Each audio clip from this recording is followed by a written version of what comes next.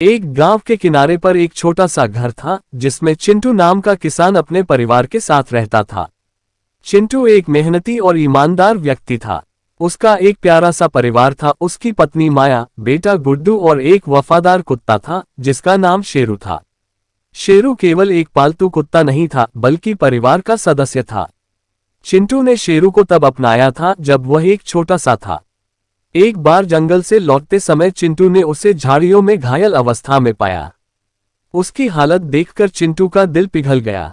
उसने शेरू को घर लाकर उसका इलाज किया और उसे अपने साथ रखने का फैसला किया। तब से शेरू ने कभी चिंटू और उसके परिवार का साथ नहीं छोड़ा। शेरू और चिंटू का रिश्ता एकदम खास था।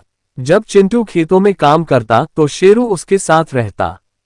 वह चिंटू की हर बात समझने की कोशिश करता और हमेशा उसके आसपास घूमता रहता। माया भी शेरू को प्यार करती थी और उसे रोज ताज़ा रोटी बनाकर खिलाती। गांव वाले शेरू की तारीफ करते। वे कहते, चिंटू भाई, तुम्हारा शेरू तो सचमुच हीरा है। ऐसा कुत्ता सबको नहीं मिलता। चिंटू ये सुनकर गर्व से मुस्कुरा देता और शेरू के सिर पर प्यार से हाथ फेर देता। एक दिन चिंटू को अनाज बेचने के लिए शहर जाना पड़ा। वह सुबह जल्दी घर से निकल गया।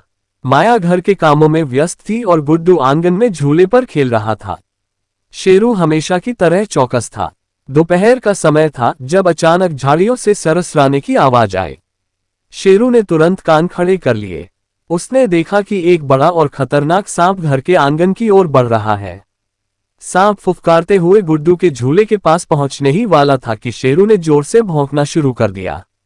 माया ने शेरू की भौंक सुनकर आंगन की ओर देखा और सांप को देखकर घबरा गई।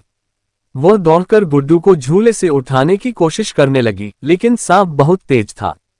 तभी शेरू ने बिना एक पल की देरी किए सांप पर झपट्टा मारा। सांप और शेरू के बीच भयंकर लड़ाई हुई। सांप ने फुफकार मारते हुए शेरू को डिंसने की कोशिश की, लेकिन शेरू ने अपने तेज पंजों और दांतों से सांप को कड़ी टक्कर दी। माया ये सब देखकर डर के मारे घबरा गई और जोर जोर से चिल्लाने लगी। सांप ने शेरू को कई जगह काट लिया, लेकिन शेरू ने हार नहीं मानी। आखिरकार लंबी लड़ाई के बाद शेरू ने सांप को मार गिराया, लेकिन इस दौरान शेरू भी गंभीर रूप से घायल हो गया।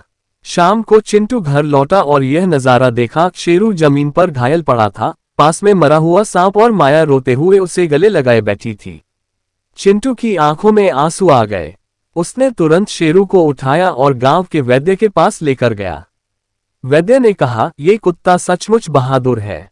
इसकी चोटें गंभीर हैं, लेकिन ये ठीक हो जाएगा। इसे कुछ दिन आराम देना होगा। चिंटू ने शेरू का पूरा ख्याल रखा और उसे दवाएं और प्यार दिया। कुछ दिनों बाद शेरू पूरी तरह ठीक हो गया। गांव के लोग उसकी बहादुरी के बारे में सुनकर उसे देखने आए। चिंटू ने शेरू के लिए गांव में एक छोटा सा समारोह रखा। सभी ने शेरू को फूलों की माला पहनाई और उसकी वफादारी की प्रशंसा की। चिंटू ने अपने घर के आंगन में एक पत्थर लगवाया जिस पर लिखा था, ये घर शेरू की वफादारी और बहादुरी के कारण सुरक्षित है।